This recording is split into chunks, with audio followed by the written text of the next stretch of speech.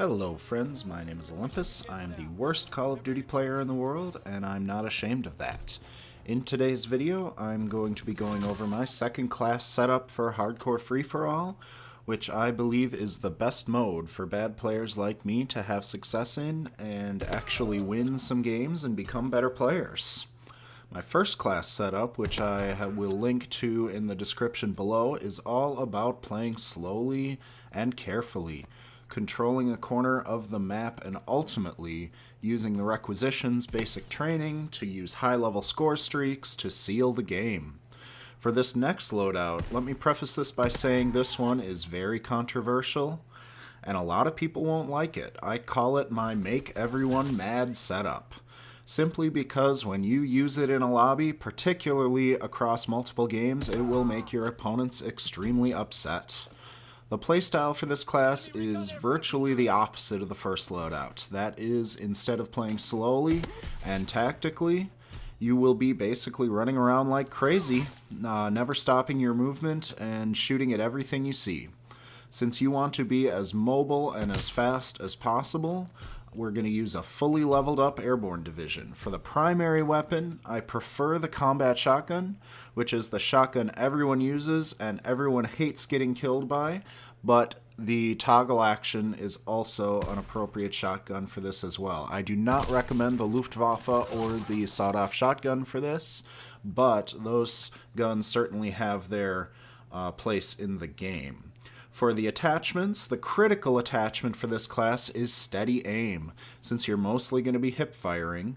The second attachment is personal preference. In order of my preferences, I like rapid fire, followed by advanced rifling, followed by extended mags. All of these work depending on the map you are on.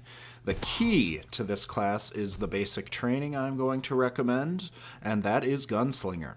This rarely used perk allows you to fire your gun while sprinting, which is key to allowing you to do something you should normally never do in Call of Duty, and that is to sprint around corners. Unless your opponents have the same idea, they aren't going to expect you to be doing this, and you can catch a lot of people off guard around corners. Finally, much like the first class, we are going to use an S-mine as our equipment, but we aren't going to be using this nearly as tactically as in the first class. But if you can get a couple of free kills with it, all the more better. For score streaks, I like just using the recon plane and the counter recon plane.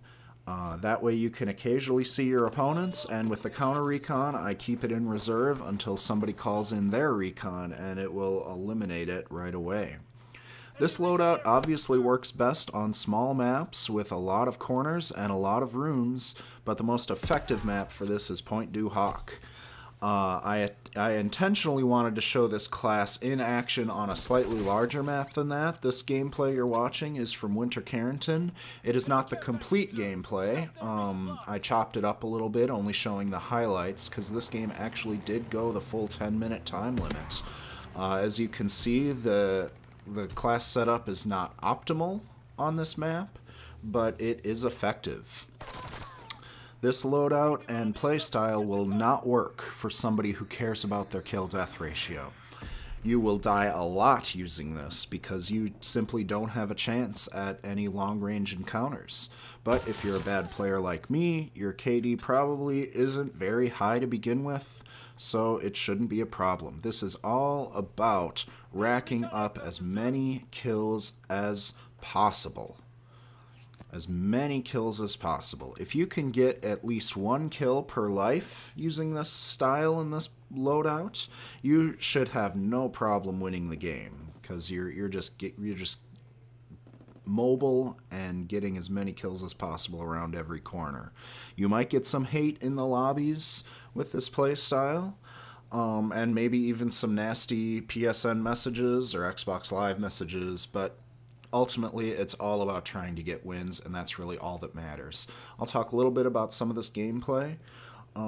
Basically, I'm just trying to stay as mobile as possible, and for most of the game, whoop, that was a fail. For most, I ended up getting them anyway, though. I think I have rapid fire on right now. For most of this game, I actually end up hanging back in this area. Winter Carrington, the top side of the map, the side opposite where I am right now, is in hardcore free-for-all, is really the camping side. People will hang out up on the hills, and in particular in two houses over there. I've been able to camp successfully over there using my Loadout 1 style. But for this run and gun style, I highly prefer staying back here in the corner. I think this game is wrapping up soon, and as you can see, I get into a rather intense encounter with this guy in the white jacket. The guy in the white jacket gets me several times in the back, and I keep going back here trying to get him, but he ends up getting the best of me, and I think coming up right here will be the final kill of the game. Nope, that's the one where he camped in the corner. I do not corner camp with this playstyle. Actually, I might have at one point, only because I knew there was a guy right around the wall. So, it appears at the end of this game that the guy in the white coat, PSN ID Halo Killer 27, as you can see, he actually started this game out with looks like a rifle, maybe an FG-42 with 4X optic sight. But once I killed him a couple of times with my shotgun, he switched his playstyle to try and counter that, probably out of frustration. As you can see, it appears that he won this game, but he actually has fewer points, a fewer score than me. I ended up with 2175 and he has 1950. We have the same amount of kills. I have more deaths than he does. You may be asking, how can he get 21 kills and have a 1950 score, since each kill is worth 100 points? I'm guessing that's because he might have used score streaks to get some of his kills, such as Glide Bomb or Fighter Pilot. Those kills will net you 25 points per kill as opposed to 100 for a regular kill. So it appears that I'm in, according to the score map, that I'm in second place in this game, but as you're about to see on the victory screen, it says I'm in first place. So I'm not really sure how that happened, but I'm happy to get the win. Thank you all so much for watching. As always, subscribing to the channel and especially pressing the like button on the videos would mean the world to me. I will see you in the next video, and as always, it's okay to be bad as long as you're having fun. See you next time.